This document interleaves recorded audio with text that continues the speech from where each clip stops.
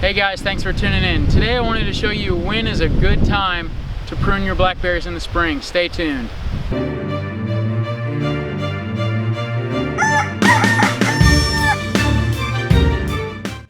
In late spring, you're going to be having what I call new shoots pop up every year, and those plants are going to grow pretty fast. This row right here is a row that we planted last year, so it's not really a mature row yet.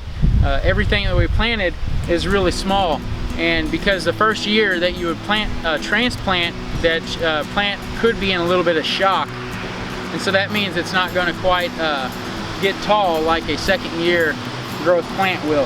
And everything that you see right here just popped up off of the root system. This is what I would call a new shoot, other than the fact that it's not too new anymore. It's probably at least a month old. These are too tall. You can see one here behind me is over 6 foot. I've got one back over here you might not be able to see that's over 7 foot tall. I just haven't had a chance to get out here, and plus I wanted to show you guys when is a good time to cut them. I've got all of our fence posts set real close to around 4 foot, 4.5 foot, and that's all the taller I really like to have them. And so you're just gonna come in here and you're gonna nib the top off of it, and what that's gonna do is that's gonna tell this plant, this main stalk, not to grow any taller. But then in turn, it's gonna force all of these little side shoots, lateral branches, to just kinda grow out. And so instead of having it grow up anymore, it's gonna just start growing out sideways. And that's gonna create more of a bush style of a plant. And not to say that it won't grow any taller at all, because you still have side branches that still want to grow up, and you just kind of want to keep them around that 4 foot of your main leader, your main stalk, and that way they don't get too tall and fall over. So this is one of those plants that's about 6 foot tall. So we're going to come in here with our loppers.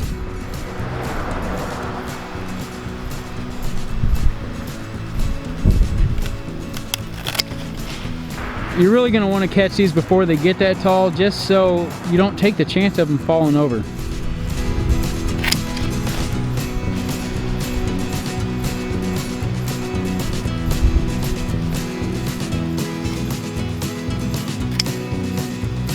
You know, you might be saying, well, what about this leftover plant? Can you propagate that, or maybe put in some water and let it root out?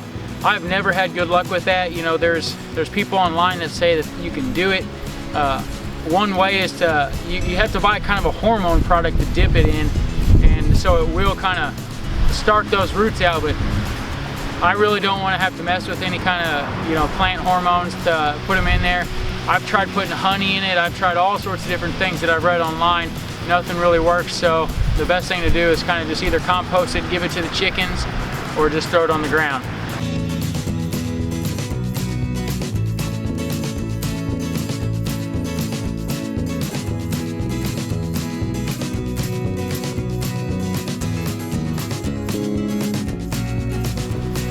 Alright, so if you look here, this plant actually has been topped. I topped this plant probably 3 or 4 days ago, and as I stated, it hasn't grown any taller, but what it has done is it's really sent these side shoots really coming out.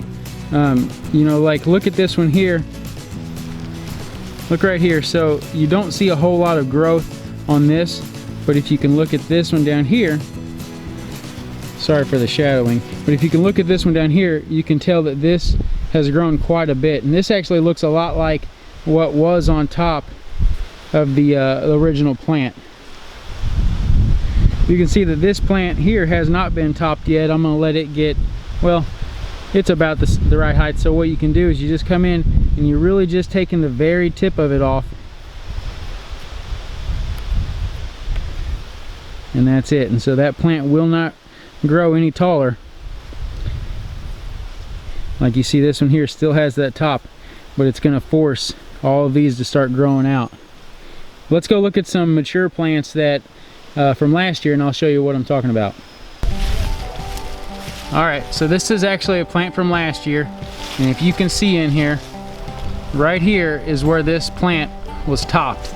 Well, it forced the side shoots into growing, and what it did was it had a side shoot that was pretty much growing vertically, so we got about another foot out of it. but these side shoots that came out,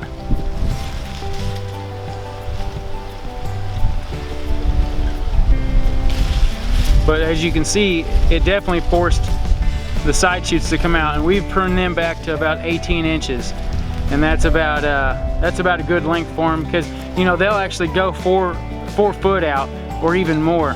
But at that point, you're just putting a lot of production into making the vine grow.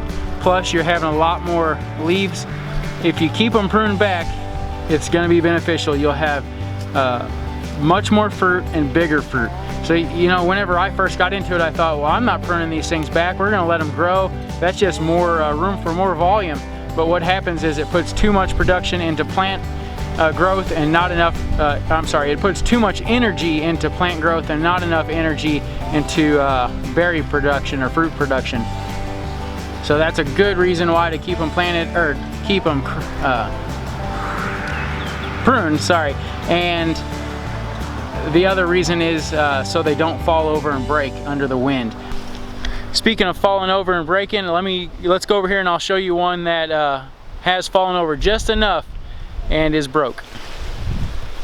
What happens is sometimes at the base of these plants, they're not too deep in the ground, and what that will do is that doesn't give it, if your roots aren't very deep, which you can't really control that, but if your roots aren't deep, you're not going to have a solid foundation for it to be on.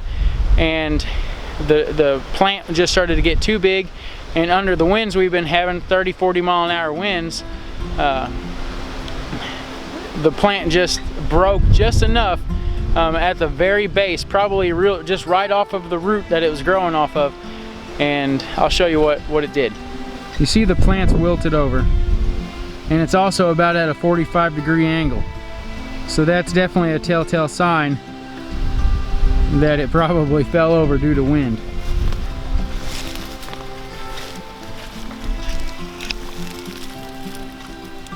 If you grab this plant, there's a lot of movement in it. And so that means that just what I had said, it actually broke right off at the root. So let's pull that thing out of here and see what happened. So this is the base of the plant that I pulled out of the ground, and it's a little dirty up to here, but it really was just under the ground from here down. So you could see that it didn't really have a whole lot of depth inside the ground. Have some roots coming off the base of it, but what happened was, with that rocking back and forth that it was doing from all the wind, it just decided to break, and it wasn't holding on much. And of course, if it's not holding on to the root system, you're not going to get all the nutrients from the soil up into the plant, and the plant's just going to die off. And that's exactly what happened. Well, I've got quite a bit of blackberries to get to pruning too, so I'm going to get back to work. Appreciate you watching the videos. We got a new camera. We finally got a Canon camera and a Rode mic, so it's been so windy out here lately. I know a lot of the videos we've been doing have had a lot of wind in them, and this new microphone has a windsock on it. I really hope the video quality and the sound is a lot better. Let us know in the comments what you think. And if you've got any more questions about your blackberries, please let me know, and I'd be more than happy to answer them for you.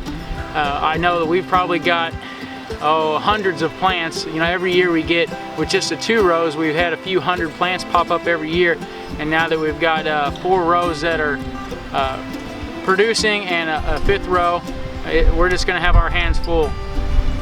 But like I said, if you got any comments or questions, leave them below, and we'll see you on the next video.